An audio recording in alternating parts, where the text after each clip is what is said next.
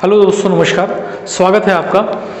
आज इस वीडियो पे हम लोग प्रकाश के परावर्तन के बारे में बात करेंगे, जो आपके ACF सिलेबस के अकॉर्डिंग होगा। ठीक है, तो प्रकाश का परावर्तन क्या है, आइए समझते हैं। सब पहले हम उसको, तो परावर्तन को हम पहले परिभाषित कर लें कि परावर्तन हम किसे कहते हैं।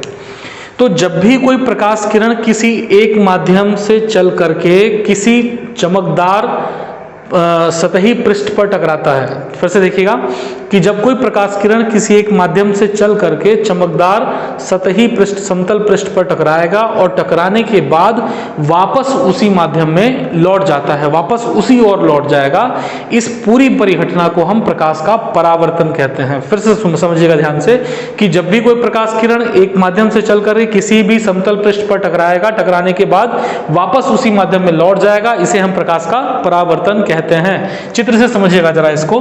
तो मान लीजिए कि ये आपका एक हमारे पास में एक ऐसा पृष्ठ है, समतल पृष्ठ है, और इसको हमने पॉलिश कर रखा हुआ है ना। पॉलिशिंग आप समझते हैं किसी भी समतल पृष्ठ पर। और मान लीजिए एक कोई प्रकाश किरण चल करके आ रही है, इस प्रकार से ये एक प्रकाश किरण चल करके आई और इस समतल पृष्ठ पर आपतित हुई। अब जैसे ही कोई प्रकाश किरण आपतित होती है तो जहां जिस बिंदु पर आपतित हुई, इसको हम आपतन बिंदु कहते हैं। और ये हमने यहां पर क्या खींचा, एक लंब खींचा। इस लंब का यूज क्या है हम समझेंगे, अभिलंब, इसको अभिलंब कहते हैं हम लोग। तो देखिए प्रकाश किरण चल करके आई, परावर्तक पृष्ठ पर टकराई और टकराने के बाद वापस उसी मार्ग में लौट गई। आप देख रहे हैं पूरी परिघटना को, ये प्रकाश चल करके आई, वापस उस मार्ग में लौट गई। तो इस पूरी प्रक्रिया को, इस पूरे इंसिडेंट को, परिघटना को हम प्रकाश का परावर्तन कहते हैं। क्लियर है ये बात? तो अब इसमें कुछ चीजें आपको इसमें ध्यान में रखनी है कि ये जो प्रकाश किरण चल करके आ रही है, इसको हम कहते हैं आपतित किरण। क्या कहेंगे इसको? आपतित किरण। ये जो परावर्तन के पश्चात जा रही है, इसको हम कहेंगे परावर्तित किरण। और ये आपको मैंने बताया क्या कहलाते हैं, ये अभिलंब कहलाएगा ये। ठीक है, और ये है आपका आपतन बिंदु। तो बिल्कुल ध्यान में रखिएगा, प्रकाश कहीं पर से भी आ सकता है, किसी भी बिंदु पर आपतित हो सकता है। जिस भी बिंदु पर आपतित होगा हम वहीं पर अभिलंब खींचेंगे। अभिलंब क्या होता है? तो अभिलंब सदैव समतल से 90 डिग्री का कोण बनाता हुआ रहता है। कैसा रहता है? समतल से 90 डिग्री का कोण बनाएगा। क्लियर है बात ये? तो प्रकाश का परावर्तन आप समझ गए। परावर्तन के बाद अब हम बात करते हैं इसके नियमों की, है ना। नियम, इसके नियम क्या क्या हैं आप उसको समझिए। तो पहला नियम क्या है इसका, कि जब भी कोई प्रकाश किरण आपतित हो रहा है इस प्रकार से, तो अभिलंब से जो कोण बनाता है, ये जो कोण बना रहा है आपतित किरण अभिलंब से, इसको हम कहते हैं आई। ये कहलाएगा आपका आपतन कोण। आपतन कोण। ये जो कहलाएगा हमारा परावर्तित किरण जो बनाती है, इसको हम कहते हैं परावर्तन कोण। परावर्तन कोण। ठीक है, तो पहला नियम हमारा है कि आपतन कोण और परावर्तन कोण सदैव आपस में बराबर होते हैं, है ना। आपतन कोण, परावर्तन कोण सदैव आपस में बराबर होंगे। दूसरा नियम ये कहता है कि आपतित किरण, परावर्तित किरण और अभिलंब तीनों एक ही तल पर होते हैं। तो दूसरे वाले नियम का आपको उपयोग नहीं है, आप पहले वाले को ध्यान में रखिएगा कि हमारा आपतन कोण और परावर्तन कोण सदैव आपस में बराबर होते हैं। क्लियर है ये बात? तो आप समझ गए प्रकाश का परावर्तन क्या है, नियम क्या है, आप ये भी समझ गए परावर्तन का नियम हमारा। अब दूसरा जो हमारा है यहां पर हम समझेंगे इसमें प्रकार के बारे में, कि हमारा परावर्तन जो होता है वो कितने प्रकार का होता है। तो परावर्तन हम लोग यहां पर दो प्रकार का देखते हैं। पहला होता है आपका यहां पर नियमित परावर्तन। पहला हम कहेंगे नियमित परावर्तन और दूसरा हम कहेंगे अनियमित परावर्तन। अनियमित परावर्तन। नियमित परावर्तन किसे कहते हैं? तो आइए हम इसको समझते हैं। मान लीजिए ये एक सतह है आपके पास में, एक समतल सतह है, ठीक है, पॉलिश किया हुआ सतह है आपका। कोई प्रकाश किरण एक माध्यम से चल करके इस पर आपतित हो रही है। तो देखिए ये हमने लिया, एक प्रकाश किरण चल करके आई। इसी प्रकार से और भी हम ले लेते हैं। देखिए ये सारी की सारी हमने कैसी ली हैं प्रकाश किरणें, एक दूसरे के समानांतर ली हुई है। ठीक है, तो ये जब ये प्रकाश किरण चल करके आ रही हैं और परावर्तन के पश्चात, ध्यान दीजिएगा, आप अभिलंब बनाएंगे यहाँ पर, उसके बाद आप परावर्तित किरण बनाएंगे। मैं डायरेक्टली बना रहा हूँ यहाँ पर। ये देखिए एक परावर्तित किरण है आपका, दूसरी ये परावर्तित किरण, और ये तीसरी आपकी। तो आप क्या देखते हैं यहाँ पर कि ये मेरा एक चिकना समतल सतह है जिस पर प्रकाश किरणें आपतित हो रही हैं, समानांतर आपतित हो रही हैं, और परावर्तन के पश्चात वापस उसी माध्यम में जा रही हैं। लेकिन कैसे जा रही हैं? उस परावर्तन के पश्चात भी बिल्कुल समानांतर जा रही हैं। तो इस प्रकार के परावर्तन को हम कहेंगे नियमित परावर्तन। क्लियर है? ये ध्यान रखना है आपको जो भी इमेज, जो भी प्रतिबिंब प्राप्त होता है वो नियमित परावर्तन के थ्रू ही प्राप्त होगा। ठीक है। दूसरा है हमारा अनियमित परावर्तन, इसको हम समझते हैं। तो मान लीजिए इसमें हमने क्या हुआ कि आपने कोई भी ऐसा खुरदुरा सतह लिया, ठीक है। यहां हमने एक समतल सतह लिया था, पूरा चिकना सतह लिया था, और ये आपका एक खुरदुरा सतह है। तो जब यहां पर आप किसी भी प्रकाश किरणों को आपतित करा रहे हैं, मान लीजिए इस प्रकार से, ये एक प्रकाश किरण है ना, समानांतर ही आपतित करा रहे हैं आप। लेकिन चूंकि देखिए आप देख रहे हैं इसका सतह कैसा है, खुरदुरा है, तो यदि आप यहां पर एक अभिलंब खींचते हैं इस सतह पर, तो ये लगभग आपका इस प्रकार से जाएगा अभिलंब। और परावर्तन का नियम क्या कहता है? आपतन कोण का मान परावर्तन कोण के मान के बराबर होता है। तो देखिए ये वाली किरण इस तरफ गई, इसके लिए भी आप इसी प्रकार से बनाएं तो ये लगभग ऐसा जाएगा। और तीसरी वाली जो ये है, ये मान लीजिए इस प्रकार से जा रहा है। ठीक। तो अनियमित परावर्तन में आपने क्या देखा कि हम प्रकाश किरणें हमारी समतल तो बिल्कुल समानांतर तो आपतित हो रही हैं, लेकिन परावर्तन के पश्चात वो समानांतर नहीं जा रही हैं, वो क्या हो जा रही हैं? विसरित हो जा रही है, फैल जा रही हैं। ठीक है। तो इस प्रकार के परावर्तन को हम क्या कहेंगे? अनियमित परावर्तन कहेंगे। समझ गए आप इस बात को? तो एक बार फिर से, प्रकाश किरणें समानांतर आपतित हो रही हैं, परावर्तन के पश्चात समानांतर जा रही हैं, उसे हम नियमित परावर्तन कहेंगे। प्रकाश किरणें समानांतर आपतित हो रही हैं, परावर्तन के पश्चात समानांतर नहीं है, अन्यत्र बिखर जा रही हैं, इसको हम कहेंगे अनियमित परावर्तन। अच्छा, इसमें एक और जो हमारा मेन क्वेश्चन उठता है इसमें से कि कौन से सतह को आप नियमित परावर्तन के लिए मानेंगे, या कौन सा सतह हमारे हिसाब से समतल है ताकि वहां पर जो परावर्तन हो वो नियमित हो और हमको उससे प्रतिबिंब प्राप्त हो सके। तो बिल्कुल आपको ध्यान में रखना है कि समतल जो भी आप पृष्ठ लेते हैं उस पृष्ठ का डायमेंशन, परिमाण जो होना चाहिए वो आपतित प्रकाश के तरंग दैर्ध्य के 1/4 या 1/4 से कम होना चाहिए। फिर से सुनिए एक बार कि जो भी हम समतल सतह ले रहे हैं उस समतल सतह का परिमाण या डायमेंशन आपतित प्रकाश किरण के तरंग दैर्ध्य से 1/4 से कम होना चाहिए। उस स्थिति में उस प्रकाश के लिए हमारा जो सतह होगा वो समतल सतह होगा और वहां पर परावर्तन कैसा होगा? आपका नियमित परावर्तन होगा। क्लियर है आप इस बात को? 3 टॉपिक आप समझ गए यहाँ पर। प्रकाश का परावर्तन क्या है, परावर्तन का नियम क्या है आपका, और परावर्तन के प्रकार कितने होते हैं। ठीक है। तो अब हम बात करते हैं प्रतिबिंब की। प्रतिबिंब क्या होते हैं? तो बिल्कुल आप ध्यान में रखिए प्रतिबिंब।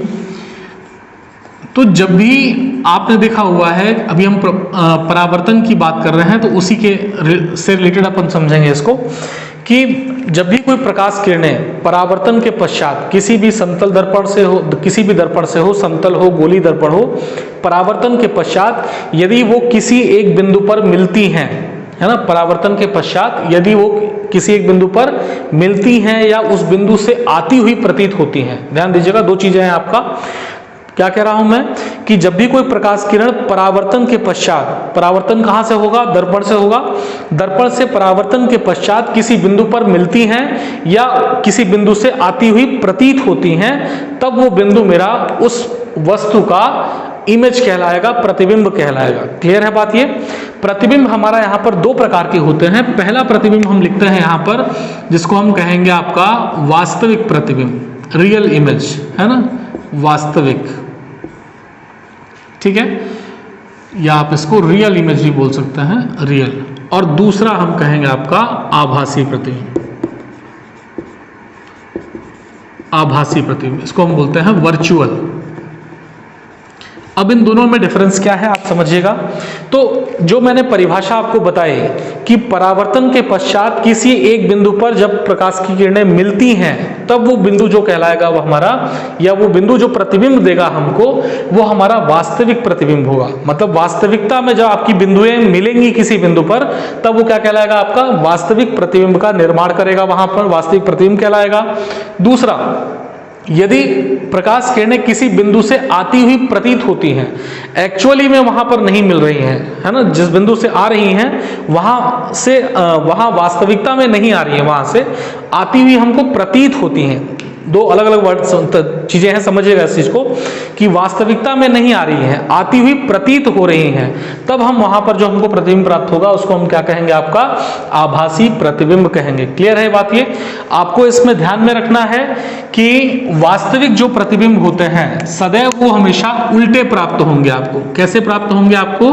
वस्तु से उल्टे प्रतिबिंब बनते हैं, एवं इसको हम पर्दे पर प्राप्त कर सकते हैं, पर्दे पर प्राप्त किया जा सकता है।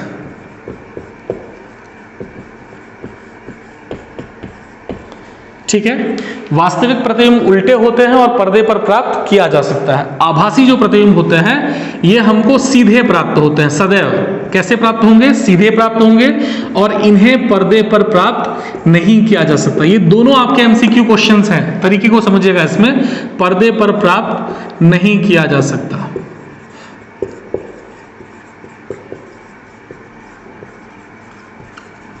ठीक है, आगे आप दर्पणों को पढ़ेंगे। दर्पण में गोली दर्पण या समतल दर्पण, वहां पर किस किस सिचुएशन में वस्तु कितनी दूर पर रखा है, उससे हमारा प्रतिबिंब कहां पर बन रहा है, प्रतिबिंब आभासी है कि वास्तविक है, वहां से आप इसको समझ सकते हैं ना कि भाई हमारा प्रतिबिंब उल्टा होगा, सीधा होगा। तो क्वेश्चन जो भी आता है आपका, जिस भी प्रकार से आएगा, हम उसको कनेक्ट कर पाएंगे इसमें। तो आप बिल्कुल ध्यान में रखिएगा कि वास्तविक प्रतिबिंब सदैव उल्टे होते हैं, इन्हें पर्दे पर प्राप्त किया जा सकता है। आभासी प्रतिबिंब जो होते हैं वो सीधे होते हैं और इन्हें पर्दे पर प्राप्त नहीं किया जा सकता। अब हम बात करते हैं दर्पणों की, कि दर्पण क्या होते हैं और दर्पण के कितने प्रकार के होते हैं और उनसे हमारा जो प्रतिबिंब बनेगा वो किस प्रकार से बनेगा। ठीक है, तो दर्पण हमारा है ना, तो मोस्टली यहाँ पर दर्पण आप समझ रहे हैं कि हम चमकदार सतह जो हमारी होती है उसको हम दर्पण कहते हैं। उसका एक सिरा पॉलिश किया हुआ होता है। आपके घर में जो शीशा रखा हुआ होगा, मिरर जो होगा, आप देखेंगे कि उसका जो दूसरा साइड है वो AG2O3 से पॉलिश किया हुआ होता है ना, तो वो आपका एक दर्पण है। अब दर्पण यहाँ पर हम लोग मुख्यतः दो प्रकार के पढ़ेंगे, बाकी को आपको पढ़ने की आवश्यकता नहीं है। यहाँ सबसे पहले हम पढ़ेंगे समतल दर्पण को, है ना, समतल दर्पण, और फिर इसके बाद हम दूसरा पढ़ेंगे आपका गोलीय दर्पण, जिसके अंतर्गत आप कॉनकेव और कॉन्वेक्स, है ना, या हम बोले उत्तल और अवतल, उन दर्पणों को पढ़ेंगे, गोलीय दर्पण। ठीक है, तो सबसे पहला क्या था आपका, समतल दर्पण किसे कहते हैं। समतल दर्पण आप समझ गए। आपके घरों पे जो लगभग जो इमेजेस होते हैं, जो मिरर होते हैं वो समतल होते हैं।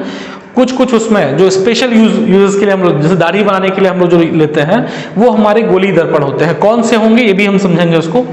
तो समतल दर्पण जो आपके क्या होते हैं, समतल दर्पण में आप समझ गए क्या है। अब समतल दर्पण पे जो प्रतिबिंब हमारा बनेगा, सदैव आपको ध्यान में रखना है, हमारा प्रतिबिंब हमेशा सीधा प्राप्त होता है, सीधा। और अब देखिए, मैंने बोला कि समतल दर्पण पे हमारा प्रतिबिंब सीधा प्राप्त होता है। इसका मतलब कि प्रतिबिंब कैसा होगा मेरा, वास्तविक होगा या आभासी होगा।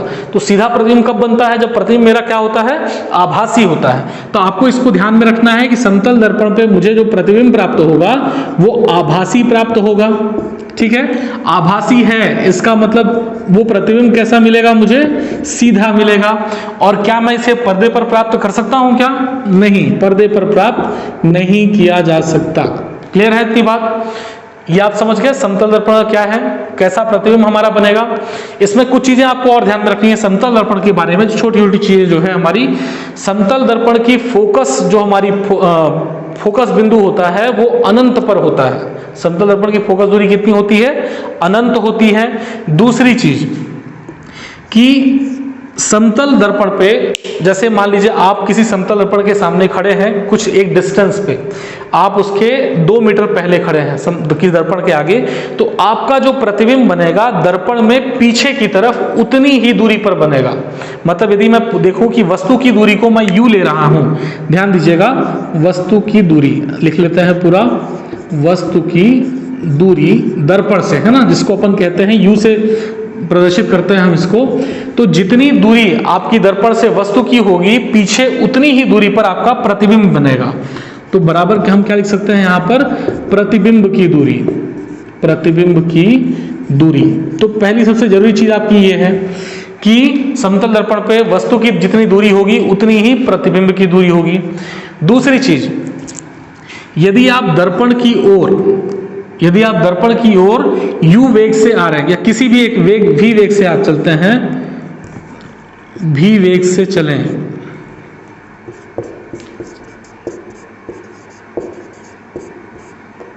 ठीक है, यदि आप दर्पण की ओर v वेग से चल रहे हैं तो प्रतिबिंब जो आपका होगा वो 2v वेग से चलेगा। कितने वेग से चलेगा? 2v वेग से चलेगा। क्लियर है इतनी बात?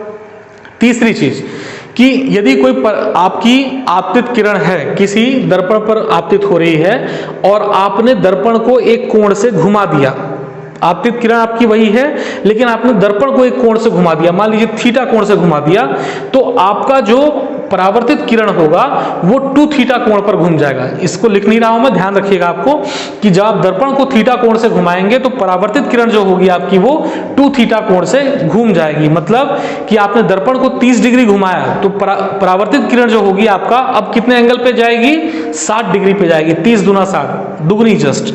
क्लियर है इतनी बात? तो इसको ध्यान पे रखिए।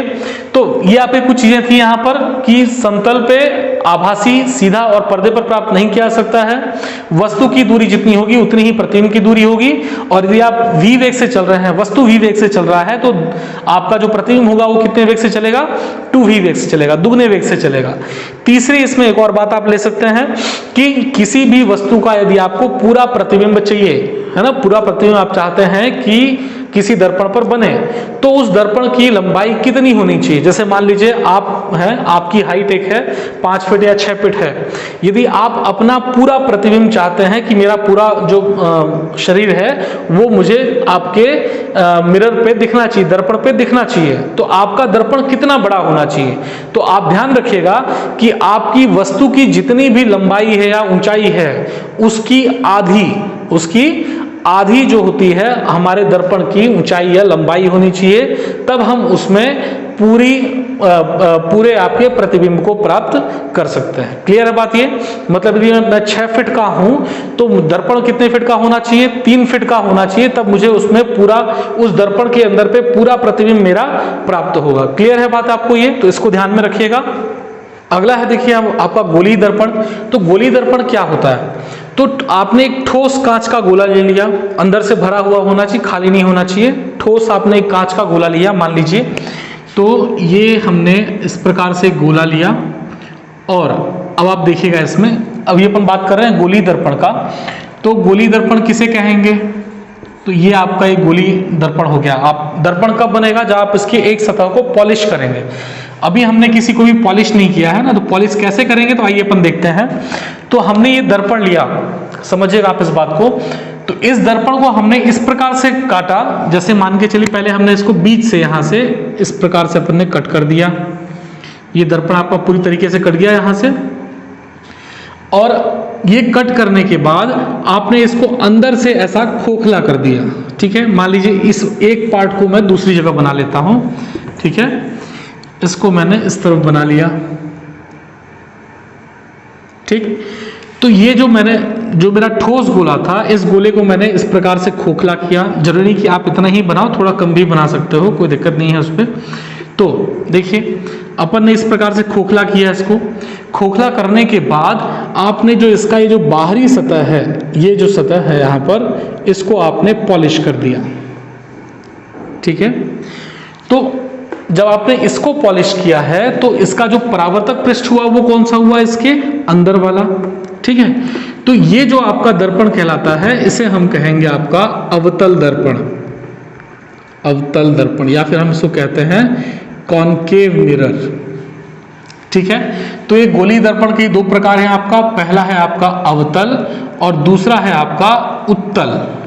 ठीक है, पहला हमने क्या बोला? अवतल, और दूसरा हुआ आपका ये उत्तल। उत्तल यहाँ पर ही कैसे हुआ? देखिए, हमेशा अपन पॉलिश बाएं हाथ के भाग को ही करते हैं। यहाँ भी मैं इसी प्रकार से कर रहा हूँ। देखिए, ये इसका ये वाला भाग है, और इसका जो परावर्तक पृष्ठ हुआ ये इधर वाला पार्ट हुआ। प्रकाश किरणें हमेशा हम अपने फिजिक्स में बाईं तरफ से लेकर के आते हैं। प्रकाश किरणें हमारी बाईं तरफ से चल करके आती हैं, फिर आपतित होती है ना। यहाँ पे देखिए बाईं तरफ से चल करके जाएंगी। दोनों में डिफरेंस क्या है? दोनों में डिफरेंस ये है कि इसका इधर उभरा वाला भाग जो है, बाहरी सतह वाला भाग, ये पॉलिश किया हुआ है, और इस वाले में जो उथला वाला भाग है, अंदरूनी वाला भाग, ये पॉलिश किया हुआ है। ठीक है। अब यहाँ पर कुछ चीजें आपको इस दर्पण पे ध्यान रखनी है कि जैसे मैंने ये दर्पण काटा तो इसका एक ये मध्य बिंदु जो होता है, ये वाला बिंदु जिसको अपन कहते हैं P, ये कहलाता है आपका ध्रुव। कुछ चीजें आप इसको बिल्कुल समझ लें ताकि आपको आगे उसमें डायग्राम में दिक्कत नहीं जाएगी। इसी प्रकार से देखिए ये भी आपका यहाँ पर ये जो इसका मध्य बिंदु P होगा वो क्या कहलाएगा? आपका ध्रुव कहलाएगा। ठीक है। अब चूंकि ये गोले से मिलकर के बना हुआ था तो गोले का अपना एक केंद्र होता है ना। तो मान लीजिए इसका केंद्र यहां पर है, ठीक है, जिसको हमने नाम दे दिया क्या? R। क्लियर है बात ये? इसको हम कहेंगे इसका वक्रता केंद्र। ठीक है। और दूसरी चीज, चलिए इसको लिख लेते हैं अपन यहां पर, वक्रता केंद्र। ठीक है। इसी प्रकार से देखिए अब ये भी गोले का भाग है ना, लेकिन इसका गोला पूरा कहां हो रहा है? इसका गोला इस डायरेक्शन पे पूरा हो रहा है। तो इसका जो वक्रता केंद्र होगा वो अंदर की तरफ होगा, यहां पर ये होगा इसका वक्रता केंद्र। ठीक है। ध्यान दीजिएगा, अवतल दर्पण पे मैंने वक्रता केंद्र बाईं तरफ लिया है।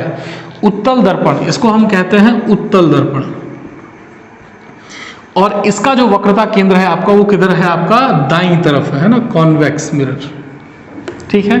अब ये बायां और दायां, इसका फर्क क्या पड़ेगा ये हम आगे समझेंगे चिन्ह परिपाटी के पढ़ते समय पे। इसके बाद जो आपका ये वक्रता केंद्र है और ध्रुव, इसको मिलाने वाली रेखा को हम बोलते हैं आपका मुख्य अक्ष, है ना, मुख्य अक्ष। डायग्राम्स में ये बहुत जरूरी होते हैं, तो बिल्कुल ध्यान पे रखिएगा आप इसको।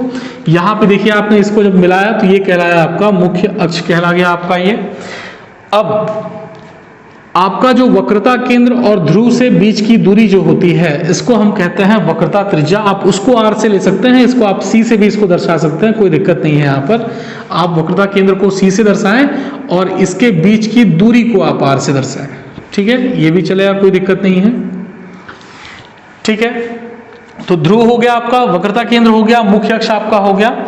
इसके बाद ध्यान रखिएगा कि ध्रुव और वक्रता केंद्र की जस्ट आधी दूरी पर, इनके मध्य बिंदु पर होता है यहाँ पर दर्पण का फोकस, है ना, फोकस कहते हैं इसको हम लोग, और लिख लेता है यहाँ पर हम इसको फोकस। ठीक है, फोकस बिंदु। और ध्रुव और फोकस के बीच की दूरी को हम लोग क्या कहेंगे? आपकी फोकस दूरी, जिसको हम लोग स्मॉल f से प्रदर्शित करेंगे।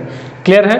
तो इतनी बात आप समझ गए। गोलीय दर्पण हमारे दो प्रकार के हैं, अवतल और उत्तल। अवतल दर्पण क्या है आपका? देखिए इसका जो पॉलिश्ड सरफेस है, पॉलिश किया हुआ सतह है, वो बाहरी तरफ है, उभरा हुआ सतह पे हमने पॉलिश किया हुआ है। तो ये वाला जो अंदर वाला जो सतह हो गया इसका, ये हमारा परावर्तक पृष्ठ हो गया। जबकि उत्तल दर्पण में जो पॉलिश किया हुआ सतह है हमारा, वो उथला वाला जो अंदर की तरफ धसा हुआ रहता है, वो पॉलिश किया हुआ है। तो इसका जो परावर्तक पृष्ठ है वो ये वाला परावर्तक पृष्ठ है। ठीक है, और इसमें परावर्तक पृष्ठ जो है ये इस तरीके से हम ले सकते हैं। क्लियर है बात ये? तो इसको आप समझ गए इसमें। अब आगे हम इसमें अलग अलग हम वस्तुओं को रखेंगे कि वस्तु कहाँ पर स्थित है और वस्तु को रखने के बाद उसका प्रतिबिंब कहाँ पर प्राप्त हो रहा है, क्योंकि ये भी बहुत इंपॉर्टेंट क्वेश्चंस हैं कि यदि मान लीजिए आपने वस्तु को अनंत पर रखा, C पर रखा, C और F के बीच में रखा, तब उसका प्रतिबिंब कहाँ पर प्राप्त हो रहा है, प्रतिबिंब की प्रकृति क्या है, वास्तविक है, आभासी है, उल्टा है, सीधा है ना, या प्रतिबिंब बड़ा है या छोटा है, इन चीजों को जानना हमको बहुत जरूरी है। तो उनको जानने से पहले हम कुछ चीजें समझ लेते हैं कि कभी भी जब आप में प्रकाश किरणें, है ना, मान लीजिए प्रकाश किरणें आपकी आ रही हैं, यहाँ इतना आप समझ गए, इसको नोट डाउन कर लीजिएगा वीडियो पॉज करके। अब सपोज मान के चलिए कि यहाँ पर कोई प्रकाश किरण चल करके आ रही है, तो प्रकाश किरण जब भी कभी, है ना, कुछ नियम है उनमें। पहला नियम क्या है कि यदि प्रकाश किरण अनंत से चल करके आएगी, कहां से चल करके आएगी? अनंत से चल करके आएगी। तो अनंत से चलने वाली प्रकाश किरणें सदैव मुख्य अक्ष के समानांतर आपतित होती हैं। यहाँ भी देखिए, यदि ये आपका मुख्य अक्ष है इस प्रकार से, तो अनंत से चलने वाली किरणें सदैव मुख्य अक्ष के समानांतर आपतित होंगी। देखिए समानांतर आपतित हो रही हैं। क्लियर है पहली बात ये। दूसरी चीज, या समानांतर आपतित नहीं भी होंगी तो अनंत से चलने वाली किरणें, हम ये भी समझ सकते हैं कि अनंत से आने वाली प्रकाश किरणें परावर्तन के पश्चात फोकस से होकर के जाती हैं, फोकस बिंदु से होकर के गुजरेंगी। ठीक है। और इसी प्रकार से इसका एक उल्टा भी हम बोल सकते हैं कि यदि प्रकाश किरणें फोकस से आ रही हैं, देखिए मान लीजिए ये है, ये फोकस से होकर के जा रही है और अब ये टकराई, आपके परावर्तक पृष्ठ पर आपतित हुई, तो अब परावर्तन के पश्चात ये सदैव मुख्य अक्ष के समानांतर जाएगी। दोनों चीजें अलग अलग हैं, उनको आप ध्यान पे रखिएगा, है ना, कि यदि फोकस से आ रही है, किससे आ रही है, फोकस से आ रही है, तो परावर्तन के पश्चात मुख्य अक्ष के समानांतर जाएगी, मुख्य अक्ष के समानांतर जाएगी। ठीक है। तीसरा जो इसमें नियम क्या कहता है कि यदि प्रकाश किरणें सी से होकर के गुजर रही हों, है ना, सी आपका क्या था, आपका वक्रता केंद्र था। यहां आप ध्यान रखिएगा यदि कहीं हल्का सा मिस्टेक हुआ होगा तो सी, जैसे यहां सी अपन ले रहे थे, एफ ये था आपका, एफ से जाना चाहिए था जब परावर्तित होता है तो, अनंत से जब आती है तो यदि सी आपका ये है, कोई प्रकाश किरण सी से आपका जा रहा है, तो परावर्तन के पश्चात वापस से वो उसी मार्ग पे लौट जाएगा। ठीक है। तीसरा नियम आपका ये है कि यदि सी से जा रहा है तो वापस भी किससे आएगा, परावर्तन होने के पश्चात सी से ही आएगा। ये नियम दोनों पे लागू होता है। किस प्रकार से लागू होगा हम समझेंगे इसको। देखिए अब ये तो चूंकि परावर्तित पृष्ठ पर टकरा रहा है ना, अपने सी से होकर के जा रहा है और पृष्ठ पर टकरा रहा है। अब यहाँ जो उत्तल दर्पण है उसका सी किधर है, दाईं तरफ है।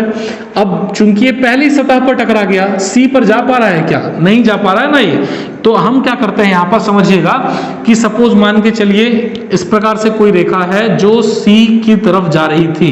देखिए हम इसको आगे बढ़ाते हैं तो ये जाके सी पर मिलती, तो चूंकि सी पर मिल नहीं सकती ना क्योंकि सतह है यहाँ पर, तो अब जब ये इस प्रकार के उत्तल दर्पण पे जाकर के आपतित होगी तो परावर्तन के पश्चात ये यहीं से वापस लौट जाएगी। ठीक है। हमको ऐसा दिखेगा कि ये सी से वापस आ रही है, देखिए सी से वापस आ रही है, लेकिन सी पर जाती नहीं है।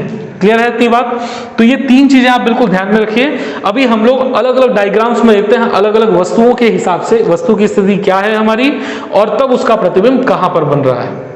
तो स्टूडेंट्स देखिए यहाँ मैंने 4 अलग अलग चित्र बनाए हुए, फिगर्स बनाए हुए हैं, और ये अवतल दर्पण पे हमारा परावर्तन को समझा रहा है, और परावर्तन के बाद हमारा जो प्रतिबिंब का निर्माण हो रहा है वो कैसे हो रहा है और कहाँ पर हो रहा है ये हमको दर्शाएगा इसमें। तो इसमें देखिए हमने वस्तु जो है, हमारी वस्तु को अलग अलग जगह पर रखा हुआ है। जैसे यहाँ पर अनंत पर रखा है, यहाँ देखिए ये मेरी वस्तु है, सी और अनंत के बीच में है। यहाँ वस्तु सी पर स्थित है, यहाँ वस्तु सी और एफ के बीच में स्थित है। तब मेरा प्रतिबिंब कहाँ पर बन रहा है तो वहाँ उसको अपन देखेंगे। आइए थोड़ा सा, तो सबसे पहले देखिए आप इसमें कि जब मेरा वस्तु अनंत पर होता है, तो मैंने आपको क्या बताया था कि अनंत पर जब भी कोई अनंत से आने वाली प्रकाश किरणें कैसी होती हैं, मुख्य अक्ष के समानांतर होती है। तो आप देखिए यहाँ पर ये मुख्य अक्ष के समानांतर आ रही है। समानांतर होने के बाद कहाँ से गुजरती है रेखाएं हमारी, फोकस से होकर गुजरती है। देखिए फोकस से गुजर रही है। एक और रेखा हमने ले ली, देखिए मुख्य अक्ष के समानांतर, और परावर्तन के पश्चात फोकस से होकर जा रही है। तो आप देखिए यहाँ पर कि वस्तु से प्रकाश किरणें निकल करके परावर्तित हुई और परावर्तन के पश्चात कहाँ से होकर जा रही हैं, एक बिंदु पर टकरा रही हैं। वो बिंदु कौन सा है आपका, फोकस। तो जब भी कभी ऐसी वस्तुएं परावर्तन के पश्चात किरणें हमारी टकराती हैं तो वो हमारा प्रतिबिंब का निर्माण करती हैं। मतलब हमारा प्रतिबिंब कहाँ पर बना, आपका एफ पर बना। तो अपने को यहाँ पर प्रतिबिंब के बारे में 2-4 चीजें बतानी है। पहली चीज बतानी है प्रतिबिंब की स्थिति, है ना। तो प्रतिबिंब की स्थिति बताइए कहाँ पर है, तो हम कहेंगे प्रतिबिंब एफ पर बना, प्रतिबिंब एफ पर है। ठीक है। प्रतिबिंब का आकार कैसा है, तो आकार कैसा है इसका, बिंदु के आकार का, बिंदु के आकार का। प्रतिबिंब कैसा बना है, उल्टा बना है या सीधा बना है। तो चूंकि मैंने आपको बताया था यहाँ दो रेखाएं आपस में परावर्तन के पश्चात मिल रही हैं, तो जब भी परावर्तन के पश्चात किसी बिंदु पर मिलती हैं तो प्रतिबिंब कैसा प्राप्त होता है हमको, वास्तविक या आभासी। तो वास्तविक प्रतिबिंब प्राप्त होता है।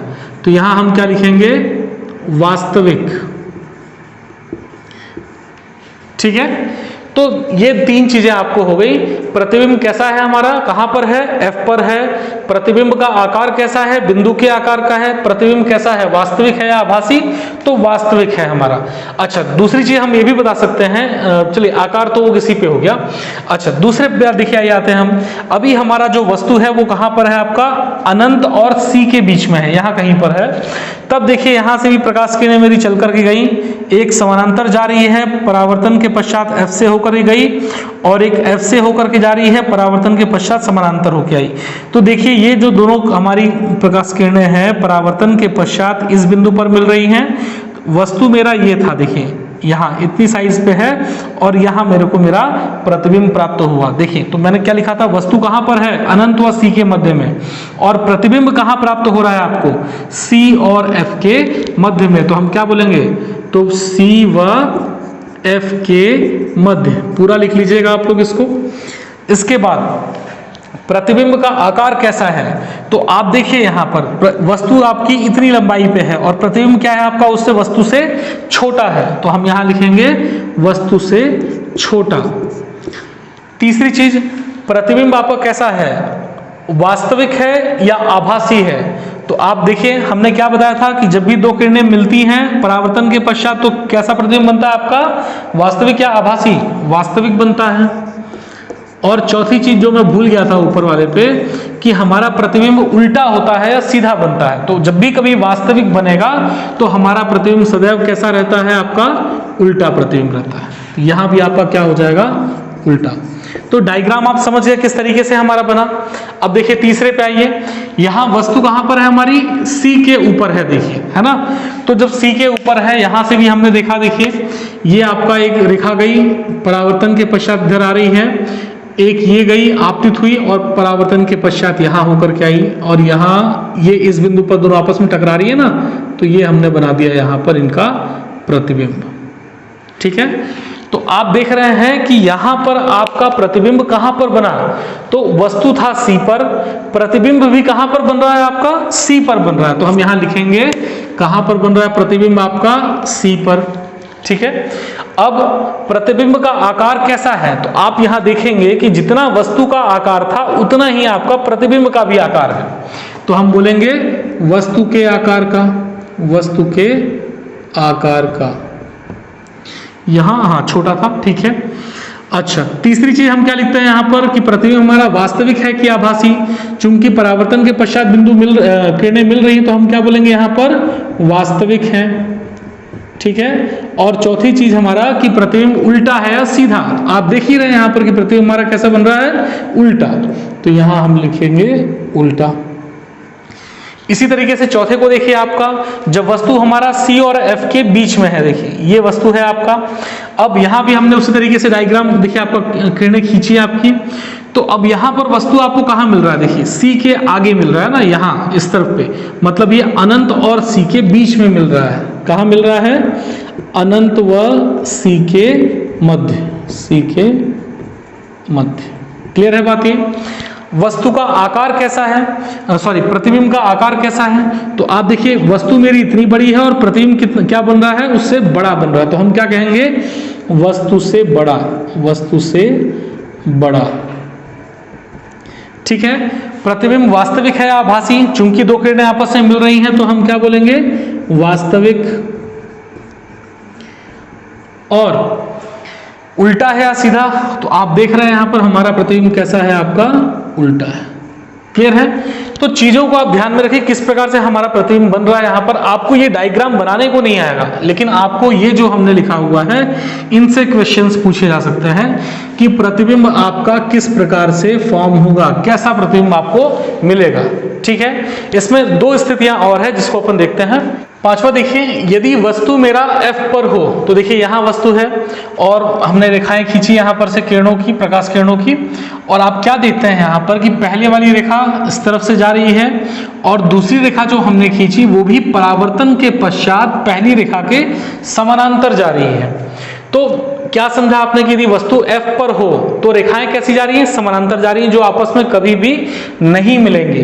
तो हम इस पर, तो जब समानांतर रेखाएं जो है कहां से आती थी? अनंत से आती थी। तो इसका मतलब यदि ये समानांतर जा रही हैं तो इसका प्रतिबिंब भी कहां पर बनेगा?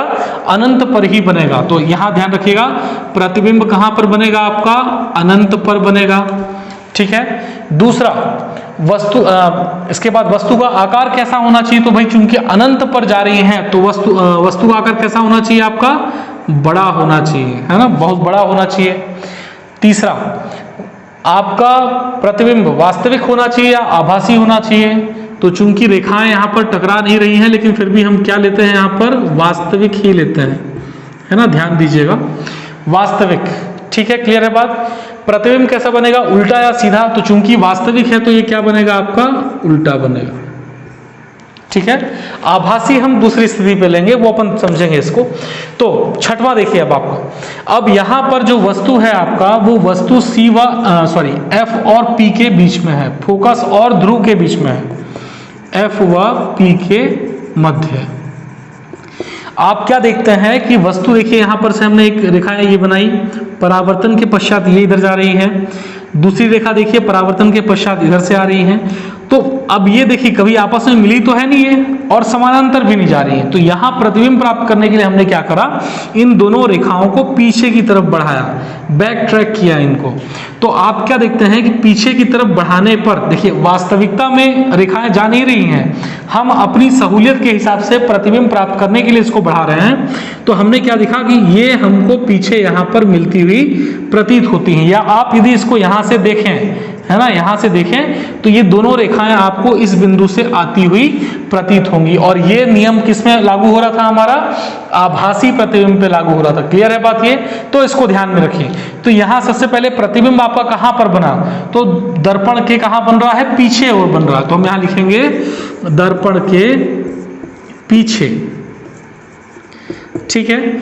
दूसरा, बड़ा है या छोटा? तो आप देख रहे हैं यहां पर हमारा प्रतिबिंब कैसा है? आपका वस्तु से काफी बड़ा है। वास्तविक है या आभासी? तो चूंकि रेखाएं मिल नहीं रही हैं परावर्तन के पश्चात, हम उसको बैक ट्रैक कर रहे हैं ना, इसलिए हमारा प्रतिबिंब कैसा होगा? आपका आभासी प्रतिबिंब होगा, ठीक है। उल्टा है या सीधा? तो आप देख रहे हैं यहां पर प्रतिबिंब कैसा है? सीधा है आपका ना। ये भी देखिए आपका एरो का निशान खड़ा हुआ यहां पर भी है, तो यहां प्रतिबिंब आपको कैसा मिल रहा है? सीधा। क्लियर है बात ये? तो समझ गए आप इतनी कि भाई अवतल दर्पण पे हमारा प्रतिबिंब किस प्रकार से, कहां पर, कैसा बनेगा, वास्तविक या आभासी बनेगा, कितना बड़ा या छोटा बनेगा, इन चीजों को आपने देखा। अब एक चीज आपको इसमें ध्यान में रखनी है कि आपने जितने भी डायग्राम देखे हैं तो परावर्तन के पश्चात सारी की सारी किरणें अवतल दर्पण पे हमारे मुख्य अक्ष की तरफ जा रही थी। देखिए इसे यहां पर भी है तो ये मुख्य अक्ष की तरफ आ रही है। कहीं से भी आप रेखा लेंगे तो अक्सर हमारा अवतल दर्पण क्या करता है? रेखाओं को मुख्य अक्ष की तरफ या किसी एक बिंदु पर एकत्रित करने की कोशिश करता है, ठीक है। क्लियर है बात ये? अब ये क्या है इसको मैं इसके बाद समझाऊंगा। देखिए तो चलिए अपन इसके बाद अपन उत्तल दर्पण को देखते हैं, उसके दो डायग्राम देख लेते हैं। तो उत्तल दर्पण पे देखिए स्टूडेंट्स, यहाँ पर मैंने एक ये आपका वस्तु है, वस्तु लिया हमने और ये प्रकाश की किरण चल रही है और देखिए दर्पण से टकराने के पश्चात परावर्तन के बाद इधर चला गया। अब पीछे मैंने एक रेखा खींची हुई ना, क्योंकि देखिए जब भी कभी प्रकाश किरण मुख्य अक्ष के समानांतर आपतित होती है तो परावर्तन के पश्चात कैसी जाती है? फोकस से होकर के जाती है। अब चूंकि दर्पण तो यहीं से इसको जाना है तो फोकस से होकर के जाती हुई दिखा रहे हैं अपन, इसलिए अपन ने पीछे की तरफ इसको रेखा खींची हुई, ठीक है। इसी प्रकार से देखिए ध्रुव से जा रही है एक रेखा। अब चूंकि ये रेखा परावर्तन के पश्चात इधर चली आई, दूसरी पहली वाली रेखा इधर जा रही है, कभी आपस में टकराएंगी? नहीं टकराएंगी। तो प्रतिबिंब प्राप्त करने के लिए हमने क्या किया? इसको बैक ट्रैक किया, दोनों को देखिए। तो दोनों रेखाओं को जब हम पीछे की तरफ बढ़ा रहे हैं तो वो हमको इस बिंदु पर मिलती हैं, ठीक है।